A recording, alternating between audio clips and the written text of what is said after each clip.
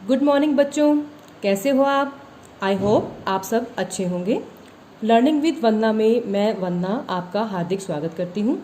आज की क्लास में हम सीखेंगे अबेकस के बारे में। अबेकस के बारे में जो है हमने एक क्लास पहले भी की थी, जिसमें हमने जाना था कि अबेकस किस तरह का होता है और उसको हम किस तरह से यूज़ करते हैं। तो चलिए आगे की क्लास में हम जानते हैं कि अबेकस को हम किस तरह से जो है 3 डिजिट्स में कर सकते हैं, क्योंकि इससे पहले की क्लास में हमने किया था कि हम वंस और टेंस जो है वो अबेकस पे कैसे सॉल्व कर सकते हैं उसके बारे में जाना था। और आज की क्लास में हम जानेंगे कि जो 100 लाइन है और 1000 लाइन है उसको हम अबेकस लाइन पे किस तरह से शो कर सकते हैं। तो सबसे पहले जैसे कि मैंने पहले भी बताया था आपको कि अबेकस को जो है सबसे पहले हमें ज़ीरो पे सेट करना होता है, और ज़ीरो पे सेट करने के लिए हमें सभी जो जितने मोती हैं उनको नीचे की तरफ सेट करना होता है, और जो ऊपर के मोती हैं उनको ऊपर की तरफ, क्योंकि ये जो पट्टी होती है ये आंसर बार होती है, और कोई भी अगर मोती उसे टच करता है तो मतलब वो उसका आंसर होता है। तो ये हमारा, इसको आंसर बार या फॉर्मूला बार बोलते हैं। ये हमारे हेवन बीट्स होते हैं और ये हमारे अर्थ बीट्स होते हैं। और जैसा कि मैंने बताया था कि ये जो ऊपर वाली लाइंस हैं जिसमें आप एक एक मोती देख रहे हैं, ये हमारे 5 को रिप्रेजेंट करती है, और जो नीचे वाले हैं वो हमारे 1 2 3 4 को, यानी जो पहली लाइन है वो वंस वाली है, जो सेकंड लाइन है वो टेंस वाली है, जो थर्ड लाइन है वो 100 वाली, और फिर 1000 वाली। जिस तरह से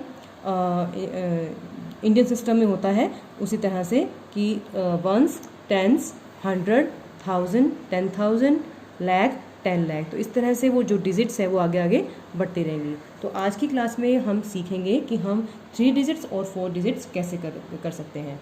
मैं थोड़ा सा एक एग्जांपल आपको देना चाहूँगी कि हम वंस में कैसे कर सकते हैं। तो जैसे ऊपर की जो लाइन होगी वो 5 होगी, फिर जो सेकंड जो टेंस में है वो जो ये ऊपर का मोती होगा वो 50 को रिप्रेजेंट करेगा। जो थर्ड लाइन है, जो 100 वाली लाइन है, इसमें ऊपर का मोती 500 को रिप्रेजेंट करेगा, और जो नीचे के मोती है वो 100 को रिप्रेजेंट करेंगे।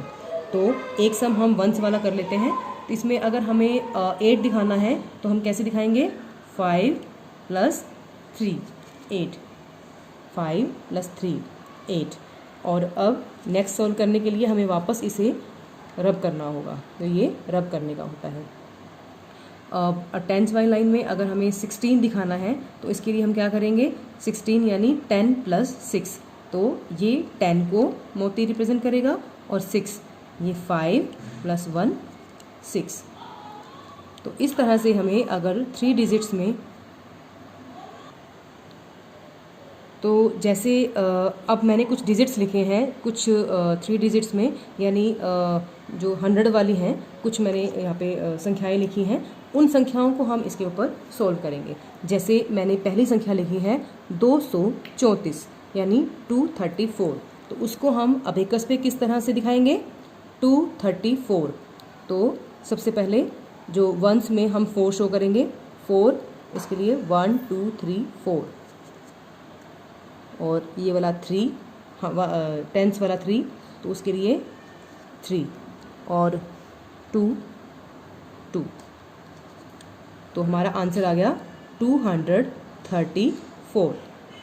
ये हमने सॉल्व कर लिया। अब नेक्स्ट संख्या को सॉल्व करने के लिए पहले हमें इसे 0 पे सेट करना होगा।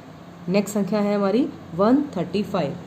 135, तो ये 3 डिजिट्स की संख्या है, तो इसीलिए 135 में 1 3 और 5, 5 के लिए ऊपर का मोती 5 को रिप्रेजेंट करता है, इसीलिए 135, 1 3 5, 135। नेक्स्ट संख्या लेंगे 405, यानी 405। तो 405 के लिए कैसे दिखाएंगे? ये 3 डिजिट्स का है, तो 4 0, तो यहाँ पे 0 है, तो 0 के लिए कोई भी यहाँ पे हम डिजिट नहीं लगाएंगे क्योंकि 0 ही है। तो 405, तो 5, ये हमारा आंसर होगा।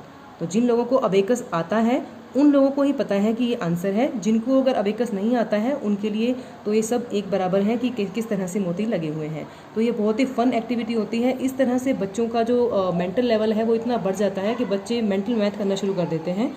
और बस इसकी एक ख़ास बात यही है कि इसको हमें माइंड में ही सोच के रखना पड़ता है कि क्या इसकी रकम थी, क्या इसकी संख्या थी, वो हमें सोचना पड़ता है और फिर हम इसे जो है इस पर सॉल्व कर सकते हैं। नेक्स्ट संख्या हम देखते हैं 193। 193 यानी 90 और 3 93, तो 193। उसके बाद है 768। 768 तो 3 डिजिट्स का है तो हम यहाँ से शुरू करेंगे। 768 तो 5 और 2 7, और 68 में होता है 6 यानी 5 और 1 6, और 68 यानी 8, लास्ट का डिजिट होगा 8, तो 5 और 3 8, तो ये होगा 768। उसके बाद हम वापस इसे 0 पे सेट कर देंगे। 940 तो 9 5 6 7 8 9, 940। 40 के लिए ये 4 और 0 है तो 0 के लिए हमसे कोई भी मोती नहीं लगाएंगे, इसमें हम इसे 0 पे सेट करेंगे, तो ये हो गया 940। नेक्स्ट संख्या देखते हैं 130।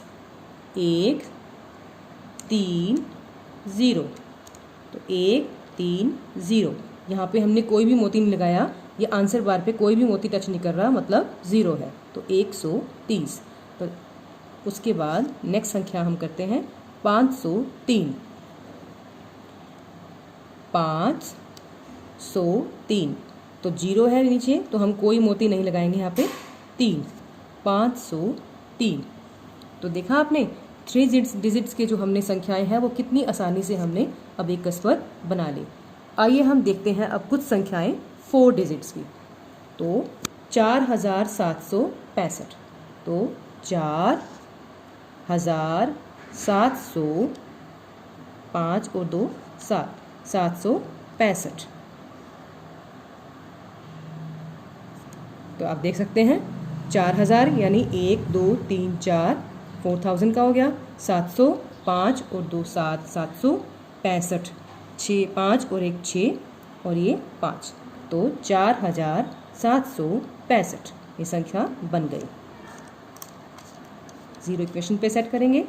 उसके बाद नेक्स्ट संख्या है 5678, तो 5678 यानी 5 और 2 7, और 78 में होता है लास्ट का डिजिट 8, तो 5 और 3 8, 5678।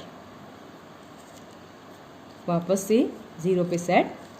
नेक्स्ट संख्या है 9567, तो 9567, 5 और 2 7, तो ये हमारा आंसर होगा 9567।